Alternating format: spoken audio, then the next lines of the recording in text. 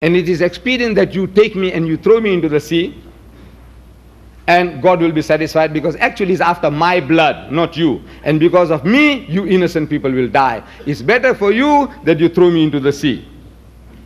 One man perish, save the nation. They says, no, you are such a nice man, holy man, maybe praying continuously. He said, we have a system of our own system to find out right from wrong. And that system is a system what is called casting of lots, like head or tail. We do head or tail. We did it just now, head or tail. So they had a system of casting lots, like head or tail.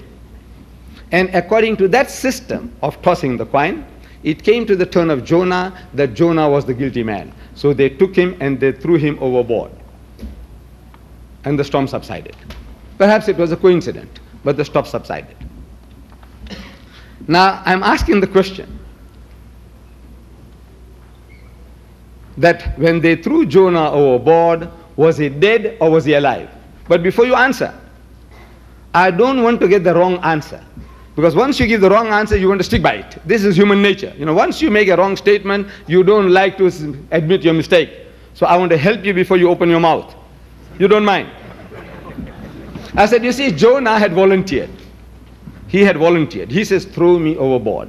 And when a man volunteers, you don't have to strangle him before throwing. You agree? He's volunteer. He says, throw me. You don't have to kill him. You don't have to break his arm or limb. You don't have to spear him. Am I right? The man says, throw me. So when they threw him overboard, was he dead or was he alive? I want to hear from you all. And please, I want to hear that it can also be recorded on our tapes. Please. Was he dead or was he alive when they threw him overboard? What? Alive. You got the right answer, but you get no prize for that. It was too simple. As you see, it's very simple. The Jews say he was alive. The Christians say he was alive. The Muslims say he was alive. No prize. The storm subsides and a fish comes and gobbles him up. Dead or alive? Right. From the fish's belly, he prays to God for help, according to the book of Jonah. I'm asking, do dead men pray? Dead people, do they pray? No. So he was alive. A little louder, please. Alive. MashaAllah. You will be given the opportunity at question time, whoever you are, you will be given the opportunity at question time to ask questions. Be man enough, be Christian enough to please keep your mouth shut for the moment. 3 days and 3 nights, the fish takes him round the ocean. Dead or alive? Alive. Don't be afraid. Don't get terrified.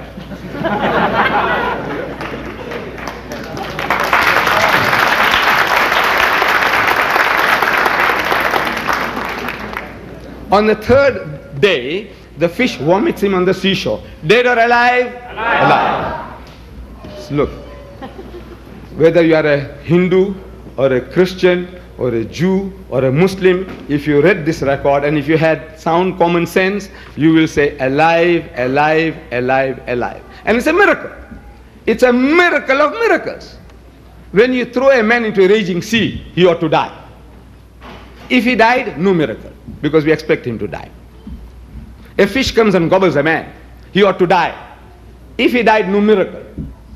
If he didn't die, it's a miracle.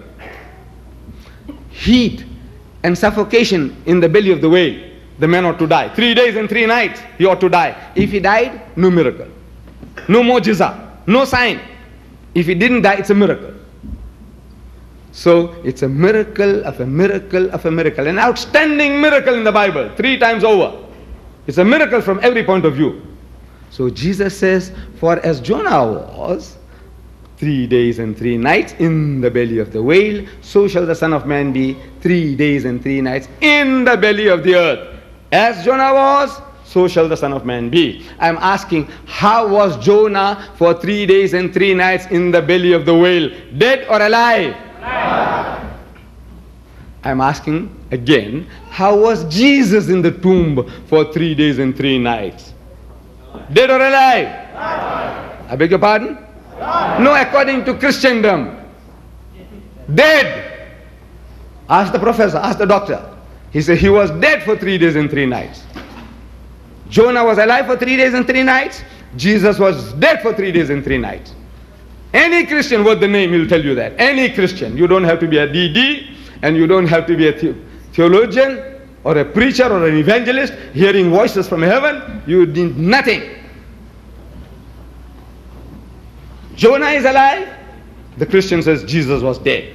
I am asking in your language, you English-speaking peoples, you Americans who speak English, the Englishman who speaks English, I speak English. I speak English as my mother tongue. See, this is the nearest.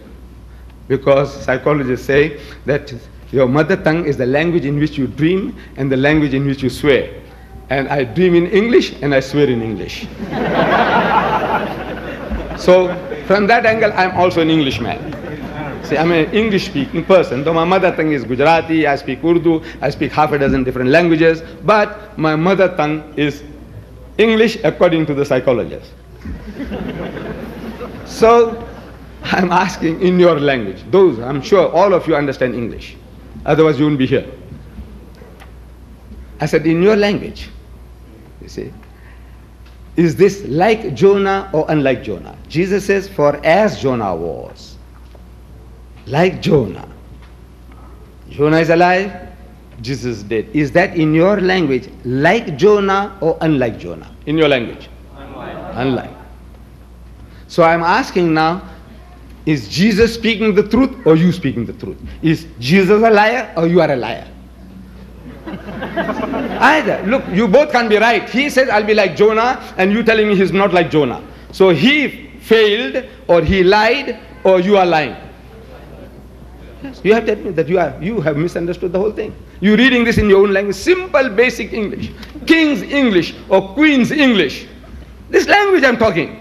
For as Jonah was, so shall the Son of Man be. Like Jonah, not unlike Jonah. The very learned person, he says, no, Mr. Didak. You see, Jesus is here emphasizing the time factor. I said, there is nothing miraculous about a time factor. Whether man is, dead, unconscious, or gone into hibernations for 3 minutes, 3 days, 3 hours, 3 years, that is not a miracle. The miracle is that you expect a man to die and he doesn't die. That's a miracle. But drowning man clutches at straws. You see, he says, no, Mr. Didat. You see, it is the time factor that Jesus was emphasizing. Can't you see? He said, for as Jonah was 3 days and 3 nights, so shall the Son of Man be 3 days and 3 nights. He repeats the word 3, 4 times. So it's the time factor that he was emphasizing, not whether dead or alive. So I'm asking, look, did he fulfill that? The time factor. Did he fulfill that? He said, yes. I said, look, you're going to make another slip just now. You're going to fall again. You have made one faux pas. You have made one mistake. You have accused Jesus of lying. He said, I'll be like Jonah. You say he was unlike Jonah. He didn't fulfill it. And you're going to make a second mistake just now. But no. Drowning man clutches at straws. And you'll find drowning women will do the same. So I said, now, look, when was he crucified? When was Jesus crucified? And Christendom as a whole, they give you the answer, Good Friday. Have you heard of Good Friday? Do you have Good Friday in your country here? We have it in South Africa. They call it in Afrikaans, Goeie Vrydag. See, Good Friday. In South Africa, we celebrate Good Friday. Swaziland, Lesotho, Zambia, Zimbabwe, Britain, France, Germany, Italy, name them. Every Christian nation on earth commemorates Good Friday. What makes Good Friday good?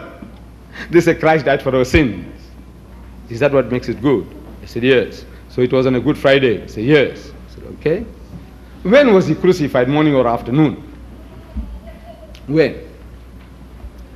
Well, some say morning, some say afternoon. I say, I won't argue. Whatever you say, I accept. How long was he on the cross? Some say 3 hours, some say 6 hours. I say, I won't argue with you. I won't argue with you. You say 3, I accept. If you say 6, I accept. I said, the Jews were in a hurry to put him up on the cross. That's the reading of the scriptures. Why were they in a hurry? because they were afraid of the common people. Jesus was a hero to the common people. He had healed the blind, the lepers. He had given life back to the dead. On one occasion, he fed 5,000 people with a few pieces of fish and a few pieces of bread. On another occasion, another 3,000 people with a few pieces of fish and a few pieces of bread. A man with such a reputation, the people loved the man. And if his life was endangered, there might be a revolt, a riot. So, quickly apprehend the man and get rid of him. So they grabbed him and they take him, had a midnight trial, which doesn't happen in Jewry. Midnight trial. Early in the morning they take him to Pilate. And as if Pilate had nothing else to do, he was waiting. He receives them and Pilate says, look, this is not my kettle of fish. Take him to Herod. They take him to Herod. Herod had nothing to do. He was also waiting. Nothing to do, these royal people. Nothing to do. They're just waiting. And he said, look, he says, take him back to Pilate. They take him back to Pilate. Pilate is still waiting. All these things happen at the double. Only these things happen in films. In your Hollywood.